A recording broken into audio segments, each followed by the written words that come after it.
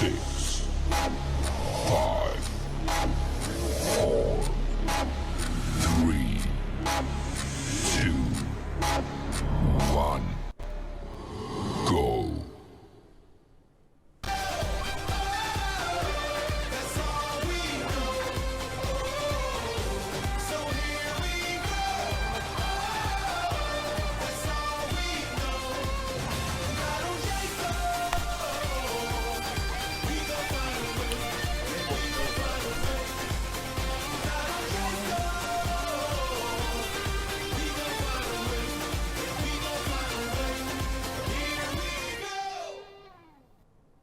Welcome back, Playmakers. I'm your host, Liv Misek. It is Friday, February 24th, and it is showtime.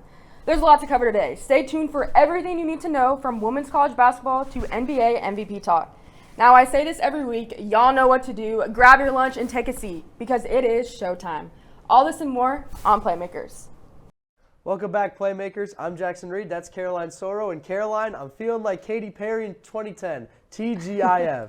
Absolutely, Jackson. We have such a great show for you guys today, but let's kick this off by talking about some baseball and softball. Unfortunately, the MLB is still in a lockout, and the start of spring training has officially been delayed until March 5th. However, college baseball kicked off last weekend, joining college softball, so now both seasons are underway. Kansas softball sits with a 6-4 record right now after going 2-3 in the Texas A&M tourney over the weekend. The team travels to Fayetteville for the Woo Pig Classic and faces the Louisville Cardinals in the first game of the tournament at noon on Saturday. KU baseball took 2 out of 3 in the season opening series against Illinois in Texas over the weekend. The Jayhawks are set to take on New Orleans in a 3-game set this weekend before returning to Hoagland Ballpark for their home opener on March 3rd. Anna Ambrose gives us the latest scoop on KU baseball. Anna? Thanks so much, Jackson and Caroline. I think it's safe to say everyone's a little happier now that college baseball is back.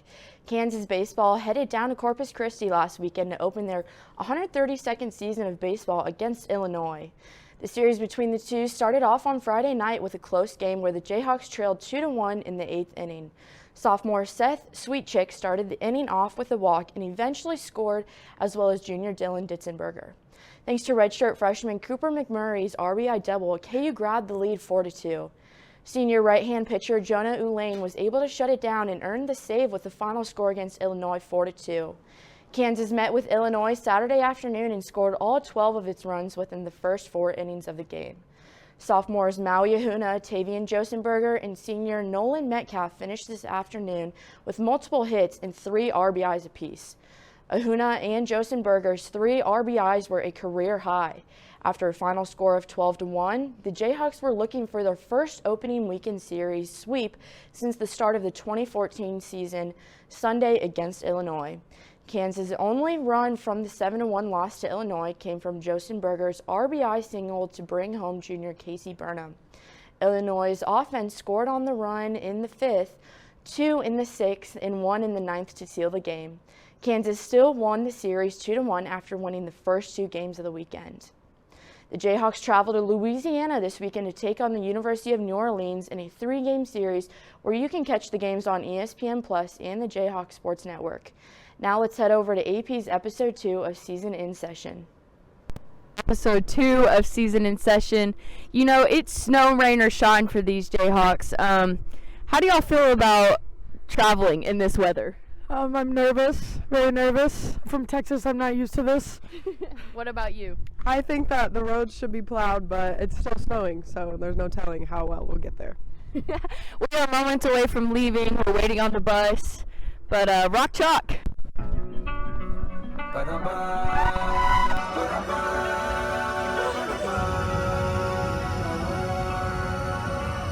Off season. This work.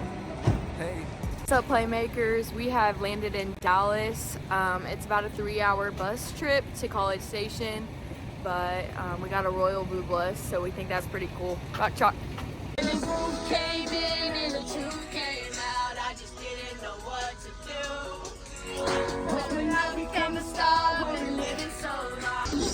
Make that much noise. I got you all figured out. You need everyone's eyes just to feel seen. Come along, that wasn't good as our song. Cause our song is the same as screen doors, sticking out, ain't tapping on his a window. When you're on the phone, ain't talk real slow. You really are, don't you think that you are? If I could write you a song to make you fall in love, I would already have you, but under my Off season.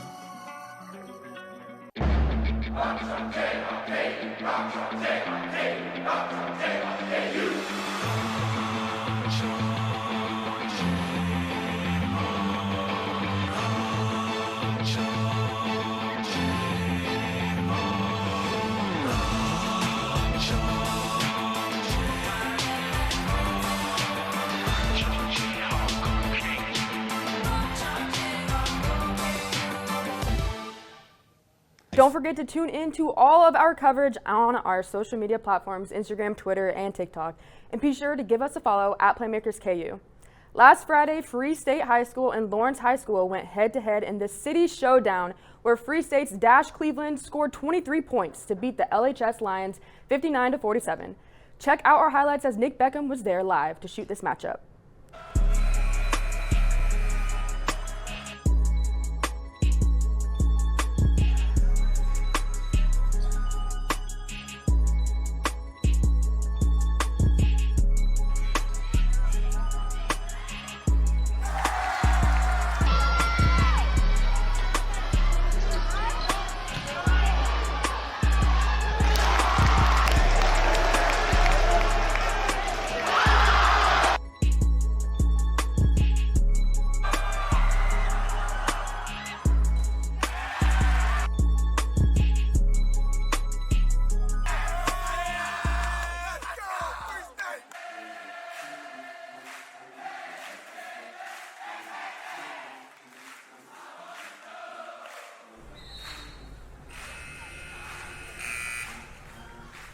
This city showdown clearly brings a lot of energy to the atmosphere and is always a fun matchup for the Lawrence community. From this crosstown rivalry to a state showdown, Kansas took on Kansas State, as Andrew Lynn has more coming your way. We played pretty well offensively. I mean, we were cooking there for a while, and K-State played pretty well offensively too. We couldn't stop them, and they couldn't stop us. Monday night's matchup began in familiar fashion as one team scored and then the other, going back and forth pretty much the entire first half. In the second, though, junior Christian Brown emerged with 9 of the Jayhawks' first 14 points. I don't think any team in the country can play that fast with us. And we're a good team in transition, so if teams want to play like that, then we'll score 100 points. And a third of those points came from the bench, a point of emphasis that Coach Self has been harping on for some time now. Super senior Jalen Coleman-Lands understands the assignment. Getting acclimated and, playing with these guys and just kind of finding my fit is getting better as I progress. And it's just really just being consistent, having that opportunity and making the most out of it. But Self knows that this game isn't a good representation of what his team will face this weekend in Waco. This is just one game, and the Baylor game will not be like this game. They're going to try to play fast, but it'll be more opportunistic playing fast, and we're not going to be able to go down there and have this many possessions. We are almost in March, which, by the way, is one of my most favorite times of the year. But March means that conference standings are becoming more and more important. So let's go ahead and take a look at how things are shaping up in women's Big 12 basketball. Jackson, what are your thoughts on the current state of the conference right now? So Iowa State, they sit at number 1 in the conference right now. They had a huge win against Kansas on Wednesday night. They sit with a 23-4 overall record, 12-3 in the conference. Baylor, right behind them, have a 22-5 record. So that's why you see Iowa State having the number 1 spot, better out-of-conference record. And then Oklahoma, Texas, and Kansas are all tied for second in the Big 12 right now with a 10-5 record. You see Kansas on the shorter end of the stick there with 19 wins, comparatively speaking to Texas's 20 and Oklahoma's 21. Then K-State, West Virginia, Texas Tech, Oklahoma State bringing up the rear. They'll be the higher seeds in the conference tournament. I mean, Kansas did drop to 4th overall in the conference after Wednesday's loss to Iowa State, but I still think the Jayhawks have a chance to make some noise in the tournament. I mean, if you look at these records right here, we've got 12-3, 12-3, and then 3 tied at 10-5. I mean, it's honestly anybody's tournament. Iowa State definitely has some pure shooters in there, and Baylor's situation down in the post is arguably one of the best in the Big 12, but I think this year's tournament is going to be definitely interesting. For more on Kansas women's hoops, here's Claire Decatur.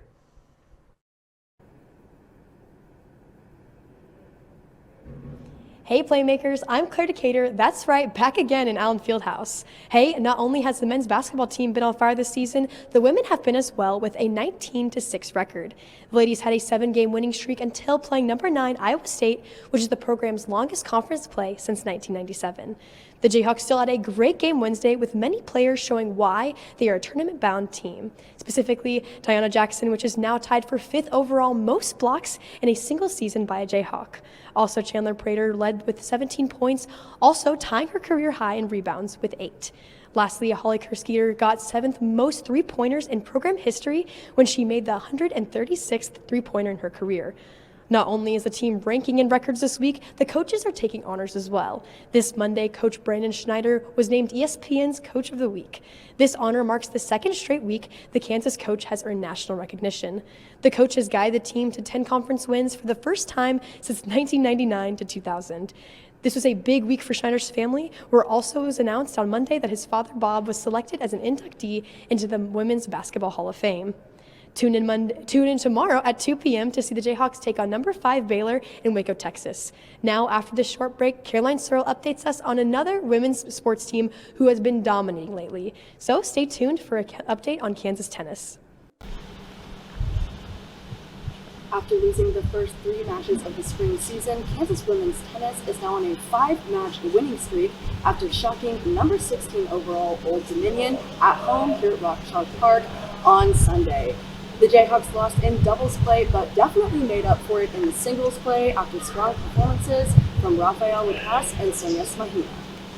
Well, I don't really like how I started. I was down 3-0, but then I was like, Sonia, you gotta do this. You can do it. And yeah, I won 5 games in a row, but I think mentally I was better prepared for Tyler than her. That's why I won. This is the longest win streak for Kansas since the 2018-19 season, and Smahina has been a large part of that success. The senior looks to finish strong in her last semester at KU and credits her teammates for their efforts so far this season. I'm proud of every single person on my team, and we look forward to win every single match against everyone.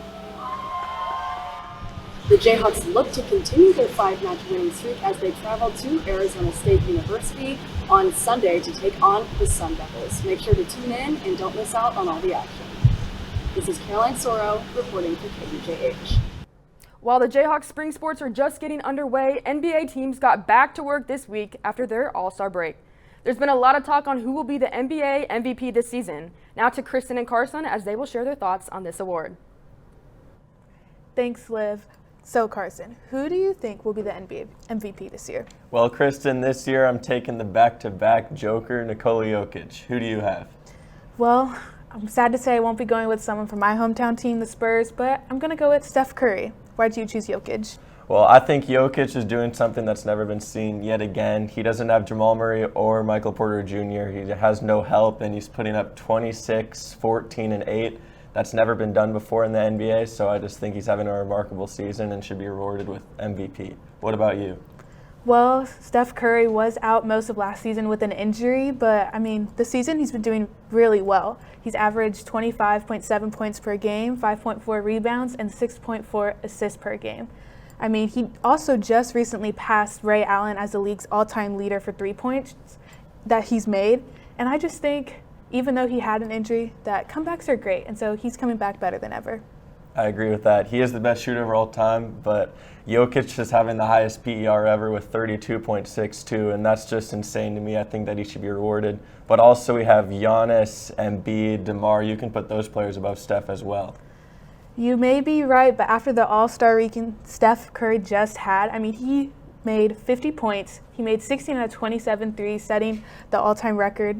And I think if he could play the way he did in that game for the last few games coming up in these coming months, I think he can definitely be 1, 2, or 3 in the running. All right, well, I guess we're just going to have to agree to disagree here. I guess we are. After a short break, we will be back with Riley Kramer. From adversity, we rose. We made history and became pioneers, voyagers, champions, Jayhawks. And when our chant rises, haunting and hallowed, Jayhawks are telling the world what's near. Victory. On Sunday, Michigan men's basketball coach Juwan Howard threw a punch at Wisconsin's assistant coach Joe Krabenhoff after the game ended and they were in line for handshakes. Howard was apparently frustrated not only from the timeout being called near the end of the game, but also prior to that when both teams came out of halftime tied 31-31 and Wisconsin brought way more energy throughout the rest of the game. Wisconsin ended up winning the game 77-63. When asked about his actions after the game, Howard didn't seem to be too sorry, saying he was irritated with the timeout and it wasn't fair to their guys. Coach Howard is suspended from the next 5 games and was fined $40,000. A few days after the incident, in time for reflection, he formally apologized, saying, "I'm offering my sincerest apology to my players and their families, my staff, my family, and the Michigan fans around the world. I would like to personally apologize to Wisconsin's assistant coach, Joe Krabenhoff, and his family too." The University of Michigan has also apologized and stated that it will look further into the situation to see if action needs to be taken. I've never seen another coach go at an assistant coach, but after hearing other sides, Howard was visibly upset when the assistant coach touched him on the chest after the game. While some sporting teams aren't even shaking hands, it's probably not a good idea to touch the other coach's chest during the handshake walkthrough. On a more positive note, the U.S. women's soccer team reached a settlement in the equal pay lawsuit against the U.S. Soccer Federation that's been going on for 6 years. The U.S. women's team settled for a third of the amount originally sought out, and the Federation has promised to provide equal pay between the men and women's national teams in all tournaments, including the World Cup. Megan Rapinoe called this a huge win for them, but there's still a long way to go for women equality in sports. That's all for this week's breaking news, but let's send it over to Caroline and Jackson for more news in men's basketball. Caroline, we talked about the women's standings in the Big 12, so now let's take a gander at the men's standings. What are your thoughts? I mean, we obviously have Kansas here as the clear #1 after they knocked off K-State earlier this week. However, there is room for a lot of movement here. We've got a lot of tight records going on, especially in the conference. We have Kansas playing Baylor on Saturday night, as well as Texas Tech playing TCU, so a lot of conference games there, and a lot of chance for some things to get dicey this weekend and then farther on into next week. Caroline, this conference is packed in tight, and it'll be a race to the finish for sure. And speaking of racing, Chad Cushing has our 2-minute warning with the breakdown of the Daytona 500. Chad, take it away. Where you go to college makes a statement about you. This place will become a part of you, your identity for life.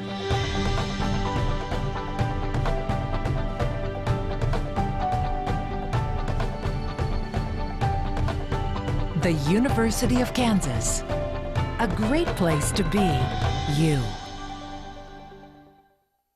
The Great American Race returned on Sunday in beautiful Daytona Beach, Florida, and a sold-out crowd of over 100,000 race fans gathered for the Super Bowl of stock car racing. This year's Daytona 500 marked the start of a new era for NASCAR, as the newest model of car, dubbed the Next Gen car, made its debut in a points-playing race. New car or not, the madness NASCAR fans come to associate with the 2.5-mile tri-oval ensued. The race saw 35 lead changes, and unfamiliar names saw themselves at the front of the pack, such as Eric Jones and rookies Harrison Burton and Austin Cindric. Drivers and crews were getting used to the new single lug nut wheel at pit stops compared to the previous 5-nut stops, and we saw 2 drivers completely lose a tire off of their car. Talk about things you don't like to hear when driving north of 190 miles an hour. With 3 laps to go in stage 1, the race saw its biggest crash. Coming out of turn 2 onto the back straightaway, Brad Keselowski latched onto the bumper of Harrison Burton on the top lane and turned him sideways on the exit. Burton then made contact with William Byron and Kyle Busch on the bottom lane and began to slide before catching air and flipping over as remaining cars scattered. It was a scary moment considering the last time a car flipped over at Daytona, it was in 2020, in a crash that sent Ryan Newman to the hospital and sent a chill down the spines of fans. Thankfully, Burton walked away from the crash and was released from the infield care center with no injuries. Veteran and reigning Cup Series runner-up Martin Truex Jr. won the first 2 stages, but Joe Gibbs did not have its typical stellar performance at the 500. Denny Hamlin, the winner of the 2019 and 2020 Daytona 500s, was eliminated from the race with suspension damage as a result of that first stage crash. Kyle Busch suffered right front damage in the same crash and fought his way to a 6th-place finish with a duct tape splitter. Instead, it was the Ford machines that proved to rule the field. 7 of the top 10 finishers were forwards, including race winner Austin Cindric. Cindric stole the show with an overall amazing race. He ran a clean race throughout, avoided all possible damage, and did the best thing you can do in the 500, be running on the final lap. The remaining 27 cars pushed along as Sung felt the darkness and the lights flashed with 2 laps to go in overtime. After a crash with 6 to go that saw race leader Ricky Stenhouse Jr. sent to the garage with terminal damage, Austin Cindric lined up on the outside for the restart. After an amazing jump start, he moved to the bottom lane in front of Team Penske teammate Ryan Blaney. The pack stayed close as they took the white flag, 1 to go. Bubba Wallace, 2 back from Cindric in the number 23, gave his best friend Ryan Blaney an incredible push off turn 4 in the dash for the checkered flag. Blaney went for the win on a move to the high side, and Cindric threw the block of his life, pushing Blaney into the wall and holding the lead. While Cindric threw a block on the high side, Bubba Wallace charged on the bottom. The two made contact right before the finish, and Austin Cindric edged out Wallace by 0.3 of a second to win the race. Cindric tallied his first NASCAR Cup Series win in only his 8th career start. The 2020 Xfinity Series champion and 2021 runner-up is in a great position to make some noise in his rookie year. He brought team owner Roger Penske his first Daytona win since 2015 in Joey Logano. Let's listen in what Austin had to say about his milestone victory. Austin Cindric has wanted to be a race car driver his entire life. He's raced everything. You made it to the top level, a rookie in the Cup Series. Austin, you are a Daytona 500 champion. Oh my God, you know what makes it all better? A packed house. A packed house at the Daytona 500. Oh my God, I've got so many people to thank. First and foremost, Roger Penske. Happy birthday. Oh my gosh. I appreciate Ryan being a great teammate. Obviously, he wants to win this one, but I'm so pumped for Discount Tire, Menards, Ford. Everybody works so hard with this next-gen car through this whole process, and damn, I am so excited. This makes up for losing a championship the last race I did.